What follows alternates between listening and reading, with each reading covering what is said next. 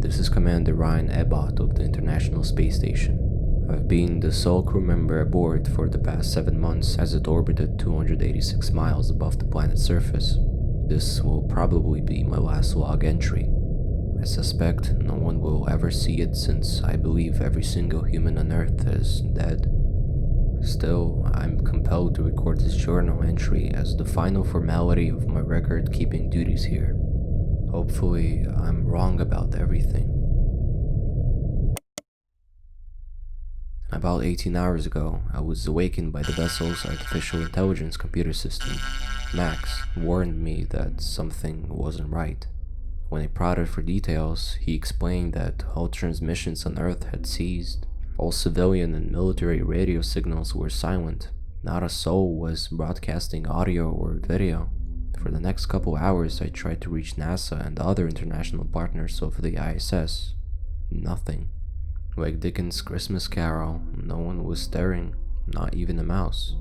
I went from slightly concerned at the beginning to highly disturbed and finally in full-blown panic as time wore on.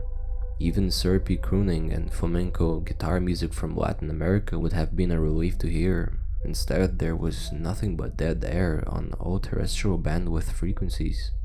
I considered that it could be due to internal equipment malfunction, but the station had dual independent receivers to prevent that possibility. Neither digital system detected any commercial or private broadcasts. A third, much older, manual system I pulled out of storage confirmed Mac's chilling reports. Air flights and control towers across the globe were off the air. The entire Earth was silent. The monotone hiss from the speaker was deafening.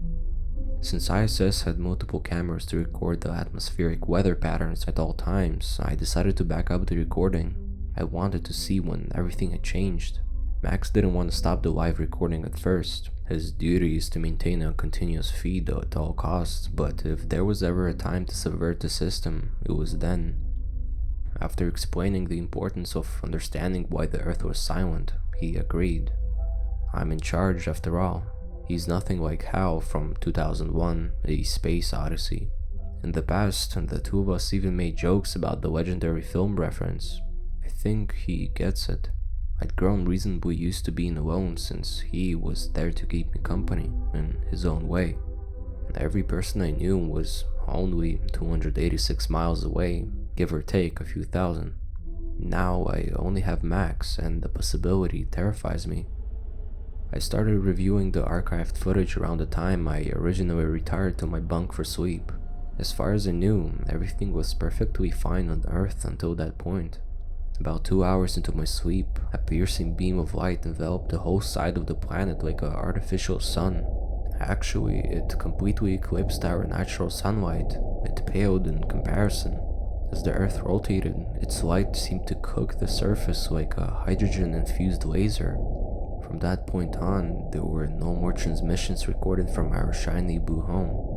Cameras on the orbiting International Space Station had surreptitiously captured the extinction of mankind, save one. It was as if the whole planet had been sterilized by the mystery flash of light from outer space.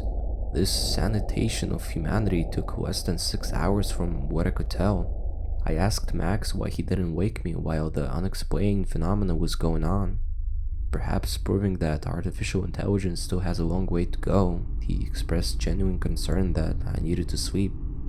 It's not like I could have physically blocked the devastating light wave from my little tin can in the sky, but perhaps I could have warned those not already under its mysterious influence. Max seemed proud that he had the presence of mind to alert me when he noticed the absence of radio transmissions. In his cyber-based cognizance, his decision was thinking outside the box, despite my biological need for sleep. He didn't immediately grasp the reason for my considerable agitation. As if speaking to a small child, I tried to explain that the lack of radio wave broadcasts and the extreme light phenomena were almost certainly related. Here I am facing the potential extinction of mankind and possibly the other animal life forms on Earth, and yet I didn't want to hurt his feelings. Max seemed to finally come around. He was concerned that our mission on the ISS would be compromised if there were no other people left on Earth to share the data results with. That helped to bring the concept of the unknown and fear to him. In his defense, there's only one of him, so losing humanity doesn't have quite the same punch as it does for me. I kept hoping for a return of regular radio transmissions and electronic signatures.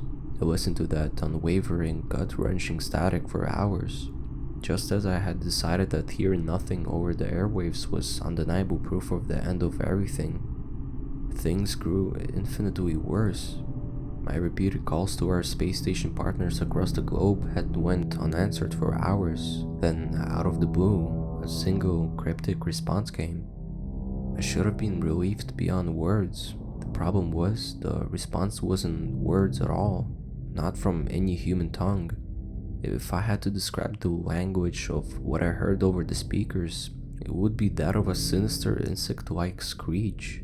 The response kept repeating. It was absolutely directed at me. As of on cue, Max began receiving tens of thousands of radio transmissions from all over the globe. They were similar in nature to the insectoid screeching message I had received from the space station command center. There were no humans manning the microphones down on Earth. Max expressed confusion and concern. Even he realized the transmissions were not normal. Not by any stretch. He has the learning capacity to analyze unique vocal patterns and unknown dialects. He was already deep into transcribing the broadcasts he was recording. What he told me about them made the thought of being the last human being even worse, as if that was even possible. A giant interstellar species of flying creatures had transported to Earth in their quest for a new home. Like a swarm of traveling locusts, they drift from planet to planet, taking control of each new world and decimate its natural resources. Earth is their newest target. Perhaps in their zeal to take over the planet, I'd escaped their attention. Now I had inadvertently announced my presence, in a misunderstanding that would be hilarious if it were not the most tragic thing in the world. Max mimicked his best imitation of excitement. "They said that they are coming for you," he exclaimed. With the world of humanity over, he was genuinely worried I would be stranded in a space station by the new insect overlords. I didn't have the strength to explain what their message meant. In his level of understanding, the extinction of humanity wasn't that big of a deal as long as there were other biological creatures to coexist with. I'd never be able to explain that I had no intention of living among these locust-like conquerors, nor do they have any intention of letting me live. Max needed many more years to achieve that sophisticated level of comprehension. I regret that he'll never get the chance. I've grown very fond of him. I'm hoping there's still some underground resistance left among our species to take the Earth back. Unfortunately, I have no way of knowing about that, but I plan on blowing up the station when they arrive. Even if I only take out a few of them in the explosion, it will be my independent effort to help. At the end of the century, I'll sign off for the last time and transmit my log file to ISS headquarters. I can only hope that there are other survivors left to view this recording and benefit from my plan. Commander Ryan Abbott, International Space Station, August 18th, 2023.